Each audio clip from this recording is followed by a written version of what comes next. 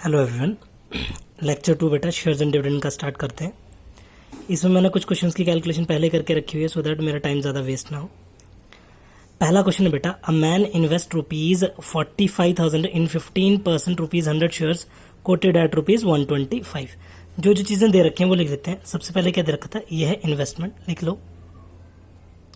Investment is equal to 45,000, very obvious. जो भी दे रखा बेटा वो लिख दिया। उसके बाद ये है इन 15% ₹100 शेयर। डिविडेंड परसेंट कितना है, 15%। Face value 100 rupees 100, quoted at ₹125, मतलब मार्केट वैल्यू बेटा ₹125। When the market value of the share rose to 140, he sold some shares just enough to raise 8400. What is the number of shares? पहले number of shares पहले वाले के निकालना है, नहीं, number of shares he still hold and the dividend to him on these shares, और dividend भी निकालना है साथ में, ठीक है जी। तो सबसे पहले इन्वेस्टमेंट दे रखा है, फेस वैल्यू दे रखी है, मार्केट वैल्यू दे रखी है, तो नंबर ऑफ शेयर्स निकालो। Actual number of shares, actual number of shares जिसको हम स्मॉल n लिखते हैं, is equal to investment upon market value. Investment upon market value. Number of shares आगे बेटा, इन्वेस्टमेंट कितनी थी 45,000 अपॉन मार्केट वैल्यू कितनी है 125। अब काटना पड़ेगा, वेरी ऑब्वियस में कोई काटो जी, कितना रहे 125 से इट बिकम्स, दोबारा कटेगा बेटा 360 आगे टोटल नंबर ऑफ शेयर्स। ये टोटल नंबर ऑफ शेयर रहा है, एक्चुअल नंबर ऑफ शेयर्स। अब बच्चे उसने क्या करा था, when the market value of the share rose to 140, he sold some share just enough to raise 8400। 8400 के शेयर्स उसने बेच दिए 140 रुपए के हिसाब से। Shares he sold is equal to ₹8400 divided by ₹140। Rupees से रुपीज कट गया बेटा, 14 के टेबल में आते होगा, 14 8 जा 14 5 जा 70, 14 6 जा 60 आ गया बेटा। अब the number of shares he still hold, देखो टोटल 360 थे, 60 उसने बेच दिए। तो पहले पार्ट का आगे answer, number of shares he still hold is equal to 360 minus 60, that is equal to 300। Rupees मत लगा देना बिकॉज ये नंबर ऑफ शेयर्स है। अब दूसरे पार्ट पे आते हैं बेटा, the dividend due to him on these shares. कितना डिविडेंड बचेगा बेटा उसके पास, कितना डिविडेंड रहेगा उसका, डिविडेंड इज इक्वल टू, देखो क्या था 140 और 125 के बीच का डिफरेंस कितना है बेटा, 140 और 125 के बीच का डिफरेंस है 15 रुपए। चलो ऐसे नहीं समझ आएगा, ऐसा करो, देखो डिविडेंड इज इक्वल टू जो सेलिंग प्राइस माइनस सीपी, यही होता है ना। सेलिंग प्राइस बनेगा बेटा, देखो 140 का वो बेच रहा है 300 शेयर को, माइनस 125 इंटू 300। सीधे सीधे शब्द में बोलो, देखो 300 कॉमन आ जाएगा, 300 इंटू 15 4500। ये आ गया इसका एग्जैक्ट आंसर, ठीक है। ये थोड़ा अलग सा क्वेश्चन था इसलिए मैंने खुद करवाए। तो डिविडेंड इसका ऐसे निकला विदाउट यूजिंग फार्मूला, इसलिए मैंने ये क्वेश्चन खुद करवाया आपको, ठीक है जी। Moving to the next question. देखो बेटा इसकी कैलकुलेशन मैंने करके रखी हुई है सो दैट ज़्यादा टाइम वेस्ट ना हो, मैं समझाता हूँ आपको अच्छे से। A company with 4000 shares of nominal value ये है, नंबर ऑफ शेयर्स ये हैं, डिविडेंड परसेंट ये है।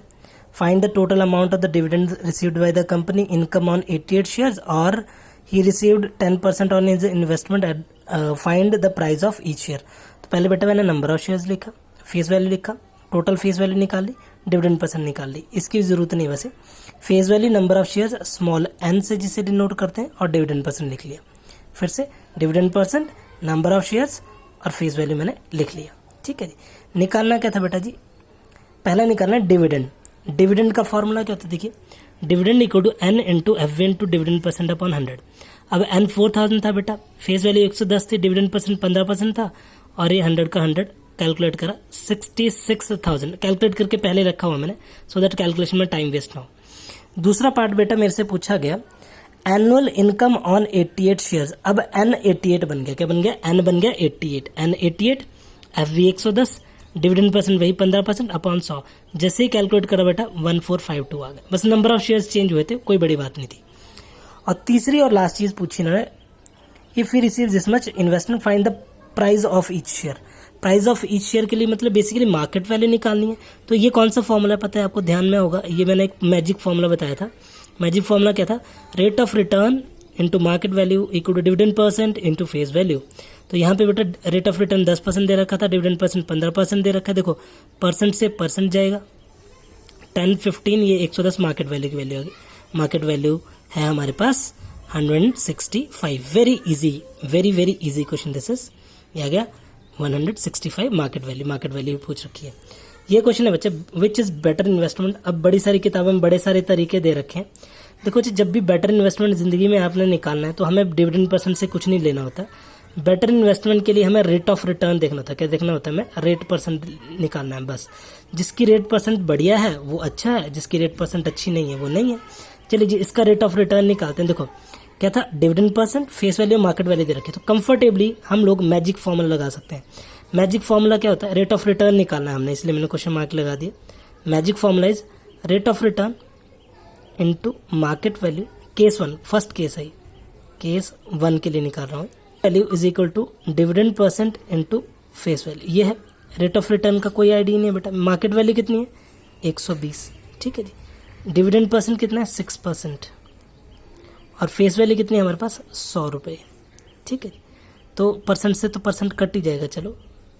तो रेट ऑफ रिटर्न कितना आएगा? Rate of return is equal to 6 into 100 upon 120। Simple, काट दीजिए बेटा। तो अगर ₹5%, sorry this is 5%। Rate of return percentage आ गई हमारे पास 5%। सिंपल है ना। देखो 6 2 12, 2 5 10।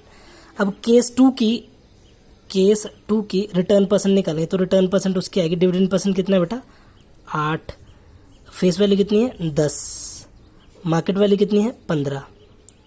तो जैसे ही काटोगे बेटा आप इसको तो आएगा 16/3, 16/3। 16 को जैसे 3 से डिवाइड करूंगा बेटा तो आएगा 5.33%।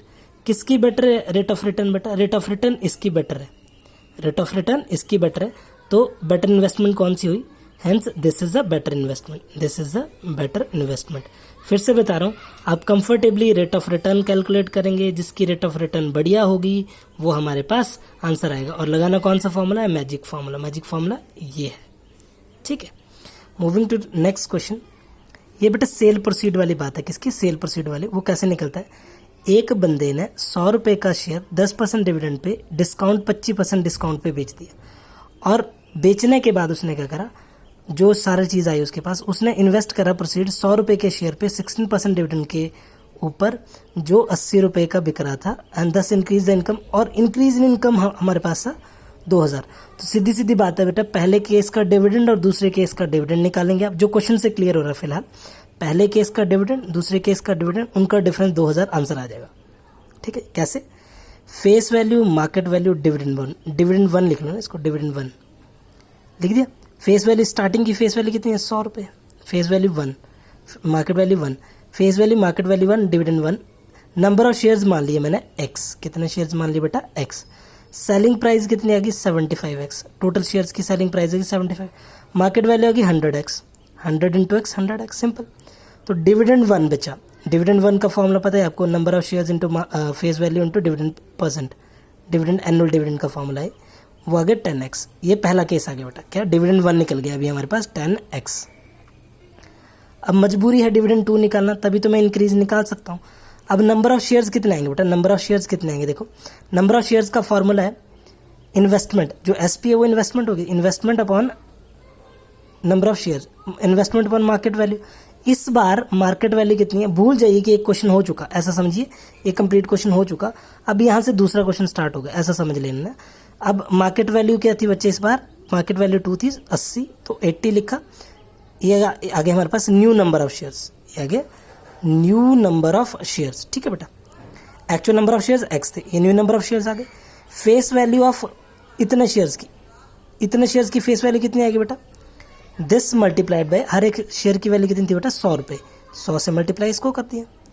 अब डिविडेंड 2 निकालिए, डिविडेंड 2 का फॉर्मूला आपको पता है, नंबर ऑफ शेयर ये मल्टीप्लाइड बाय डिविडेंड परसेंट, जो कि 15x निकल गया। देखो कैसे, मैंने कैलकुलेशन पहले करके रखी थी, 1500 x अपॉन 16, ये तो आ गया ये वाला, इंटू डिविडेंड परसेंट था बेटा 16% था, 16,500, 16 काटा, 20 से 20 कट गई, 15x आ गया। अकॉर्डिंग टू क्वेश्चन दोनों की इंक्रीज इन इनकम 2,000 रुपये था, तो 15x minus 10x is equal to 2,000 रुपये, x की वैल्यू 400 आ गई। फिर से पहले एक का डिविडेंड निकालना है आपने यहाँ से आंखें बंद करके, फिर दूसरे का डिविडेंड निकालना है। तो इस डिविडेंड के लिए नंबर ऑफ शेयर्स की ज़रूरत पड़ेगी बेटा, तो नंबर ऑफ शेयर्स इसका ही यूज़ करके निकालोगे आप, दैट्स इट, इसी का यूज़ करके नंबर ऑफ शेयर्स निकलेगा, ऊपर वाले का ही, सिंपल। ठीक है जी, तो ये हो गया कंप्लीट टॉपिक। अब आप पूरा चैप्टर कंफर्टेबली कर सकते हो। एक और क्वेश्चन रह गया, सॉरी बेटा, उसको भी मैं बता देता हूँ कि कुछ हिस्सा एक शेयर में डाला, कुछ हिस्सा दूसरे शेयर में डाला। जैसे इसमें करना, पहला केस डिस्कस कर लेना, फिर दूसरा, फिर दोनों को ऐड कर देना, डिविडेंड दे रखा होगा, that's it, end of the chapter.